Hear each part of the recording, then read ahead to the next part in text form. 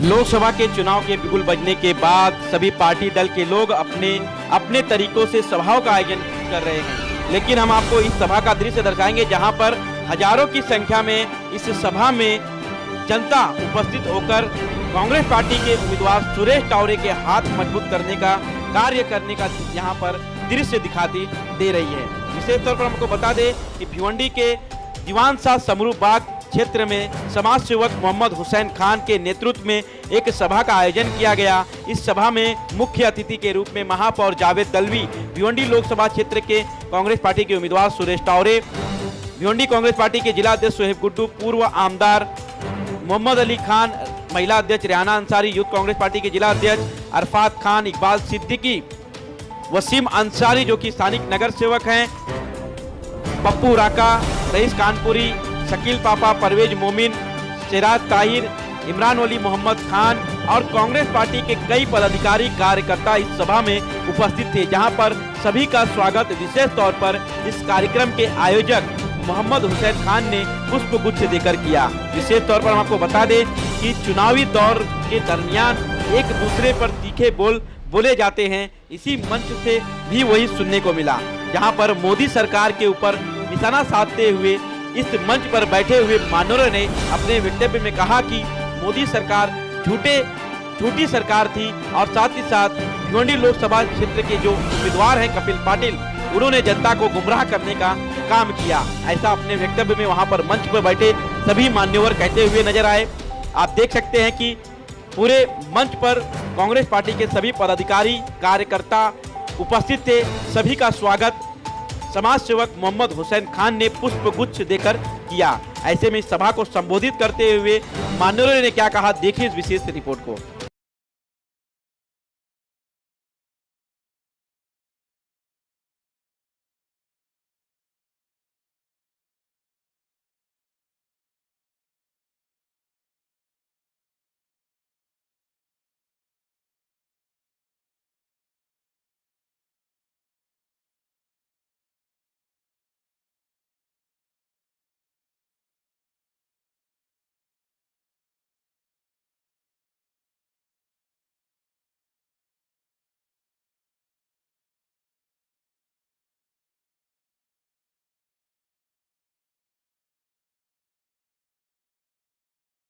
और भिवंडी शहर के तमाम कॉर्पोरेटर्स जो यहाँ स्टेज पे मौजूद है इस वक्त, और मेरे वार्ड के तमाम बुजुर्गों और मेरी माँ और बहनों, मेरे दोस्तों और साथियों, अस्सलाम वालेकुम। आप लोगों को मालूम है ये इलेक्शन का समय चल रहा है और टाइम बहुत कम होने की वजह से मैं ज़्यादा टाइम नहीं लूँगा। बस मैं कुछ मुद्दों पे आपसे बात करना चाहता हूँ और कुछ मसले जो आपके सामने रखना चाहता हूँ। 3,50,000 करोड़ रुपया कॉर्पोरेट का जो मोदी सरकार ने माफ किया, ये 15 से 20 लोगों का पैसा है और किसानों का जो पैसा था वो था 1,20,000 करोड़, जो मोदी सरकार नहीं माफ कर सकती है क्योंकि वो एक गरीब, मजदूर और मजबूर लोगों का पैसा था। जो बड़े लोग हैं उन लोगों का पैसा मोदी सरकार ने माफ कर दिया। अब वो क्यों किया वो आप लोग जानते होंगे। दूसरा, नोटबंदी से क्या फायदा हुआ ये मैं आज तक नहीं समझ पाया। आप लोगों को समझ में आया? नहीं ना, मैं भी नहीं समझ पाया। नोटबंदी से 99.3% पैसा जो था वापस बैंक में आ गया, तो काला धन था क्या और गया कहां? मोदी के घर पे था कहां और गया कहां? और 100 से ज्यादा लोगों की मौत हुई बैंकों में लाइन लगाने से, पैसा नहीं होने की वजह से दवा नहीं ला सकते थे, उस वजह से घर में राशन नहीं था, उस वजह से। वो दिन भूलने वाला दिन नहीं है। मैं खुद बॉम्बे मर्केंटाइल के बाहर लाइन लगाता था रात भर, तो सुबह मेरे को 24,000 रुपये मिलते थे। मैं खुद लाइन लगाता था, फिर वो पैसे से मैं मेरे कारखाने के मेरे जो मजदूर हैं उनको मैं पैसा देता था।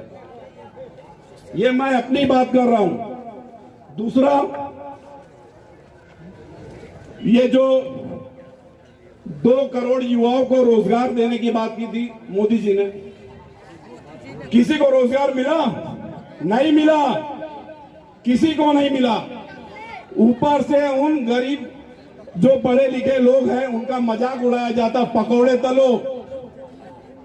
माँ बाप पूरी जिंदगी भर की कमाई लगा करके अपने बच्चों को पढ़ाती है पकौड़ा तलने के लिए। आज हंस लो, दिन तुम्हारे थे, कल इंशाअल्लाह दिन हमारे आएंगे। दूसरी बात, राफेल घोटाला 36,000 करोड़ का घोटाला है ये। मैं आप लोगों को ये बताना चाहता हूं, जो 70 साल में कांग्रेस ने कभी नहीं किया, कांग्रेस के नेता ने नहीं किया, ये 5 साल में मोदी सरकार ने क्या क्या काम किया है।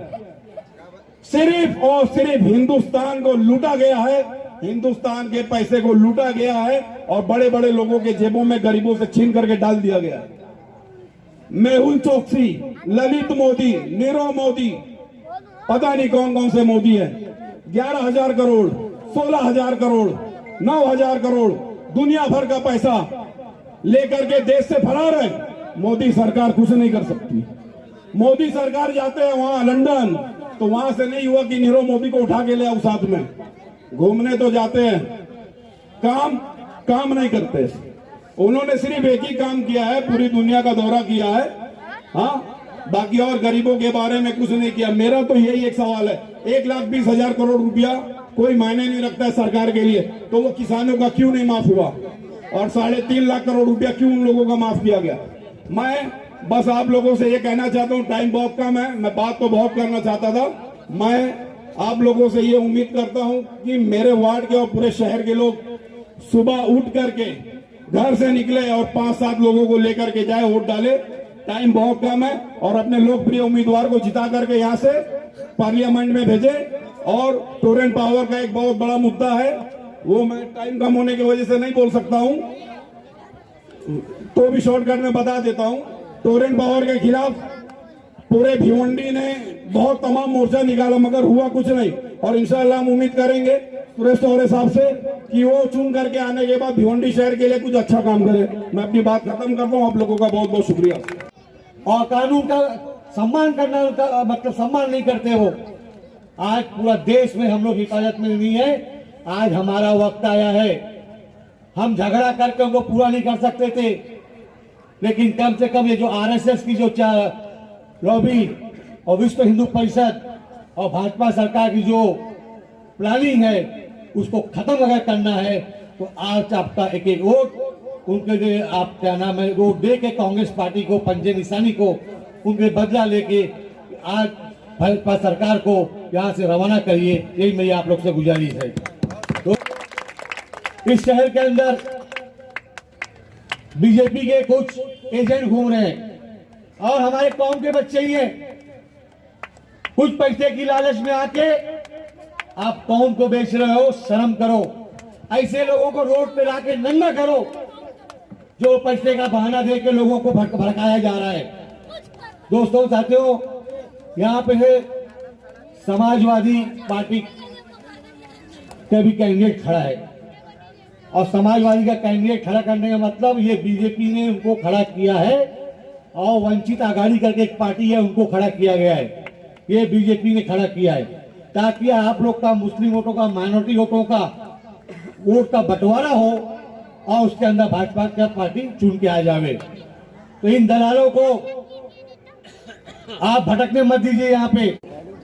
और वो इसलिए लाया गया कि सिर्फ हमारे वोट का बंटवारा करना। और दूसरा, वंचित आघाड़ी से एक उम्मीदवार है जिसमें असदुद्दीन ओवैसी और तुम्हारे अम्बेडकर की जानिब से है, प्रकाश अम्बेडकर की जानिब से। तो ये सिर्फ जो उम्मीदवार जो खड़े हैं ये सिर्फ हमारे वोटों को तकसीम करवाने के लिए खड़े हैं, क्योंकि ये समझा जाता है कि हमारे कम्युनिटी का जो वोट है वो सीधा कांग्रेस की तरफ जाएगा, तो उसको बंटवाना कैसा है, तो उसके लिए तरीके से उम्मीदवार खड़े किए गए। हम लोग को बहुत सूझबूझ के साथ, और जो 29 तारीख को जो इलेक्शन है उस इलेक्शन के दिन हमारे सब काम धंधे बाजू में रखकर हमको ये आने वाले 5 साल के लिए वोट देना है, क्योंकि 2014 से 2019 हमने देखा है हमारे साथ क्या क्या हो रहा है, वो हम खुद देख रहे हैं। भिवंडी शहर ये माइनॉरिटी का शहर है, मालेगांव माइनॉरिटी का शहर है। माइनॉरिटी शहर के जो बिजनेस है उसको खत्म करने का एक प्लानिंग के साथ पूरे शहर के बिजनेस को खत्म करने की पॉलिसी जो गवर्नमेंट की चल रही है उसके खिलाफ वोट देने का टाइम है आपके हाथ में। सभी उपस्थित यहाँ पर नगर सेवक, सभी उपस्थित सम्मानीय और हमारे यहाँ के नगर सेवक मोहम्मद हुसैन साहब, भाइयों और बहनों, 2009 से 2015 तक, 2009 से 2014 तक आप लोगों ने मुझे इस भिवंडी हल्के का सांसद बनाकर भेजे थे। आप याद कीजिए कि उस समय कोई भी तरह की थोड़ी बहुत मंदी रहती थी पावर लूम के अंदर, लेकिन अपनी भिवंडी खुशहाली से चल रही थी। लेकिन जब से ये बीजेपी सरकार आई है तब से यहाँ पर मंदी का माहौल चालू है। तो चुनकर आने वाले, यानी आप लोग मुझे चुनकर तो देने वाले ही हो, तो सबसे पहले मेरा काम ये रहेगा कि इस मंदी को अपन कैसे हटाए, क्योंकि ये पूरे भिवंडी का मसला है। और इसी मंदी में एक दूसरी मार जो पड़ रही है वो टोरेंट पावर की है। टोरेंट पावर, जब हम लोग थे, एमएलए थे, रशीद ताहिर साहब, मैं सांसद था, तो हम लोगों ने इनको कंट्रोल में रखा था। अपने शोएब गुड्डू साहब भी उस समय जिला अध्यक्ष थे, जावेद दलवी साहब थे, पप्पू राका साहब थे, सब लोग हम लोग उनके साथ में मीटिंग रखकर मोर्चे निकालकर ये टोरेंट पावर वालों को कंट्रोल में रखा था। लेकिन जब से ये बीजेपी के आमदार और खासदार आए, इनका कोई भी इनके ऊपर, यानी इनके ऊपर कोई प्रेशर नहीं है, इनको छूट दे रखी है कि कोई भी कुछ भी करे। क्योंकि मैं आप लोगों को खास तौर से बताऊंगा कि जिस समय हम लोग थे तो इनको किसी के घर में घुसने नहीं देते थे, लेकिन आज ये इतनी हिम्मत कर रहे कि हर एक के घर में घुसकर ये लोग मीटर चेक करते हैं और ज्यादा से ज्यादा पेनल्टी लगाने की कोशिश कर रहे। तो मैं आप लोगों को एक वादा मैं पूरी तरह करता हूँ, क्या इसको टोरेंट पावर को यहाँ से भगाए बगैर अपन यहाँ पर सोऊंगा नहीं मैं, और आप लोगों का इसके लिए मेरे को साथ लगेगा।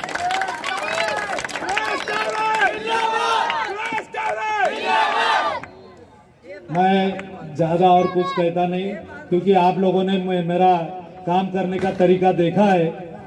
मैं 5 साल सांसद था, तो कोई भी, वो गरीब हो या अमीर हो, वो सीधा मेरे टेबल के पास आकर टेबल पर हाथ रखकर जो भी समस्याएं कहते थे वो मैं सुलझाने की कोशिश करता था।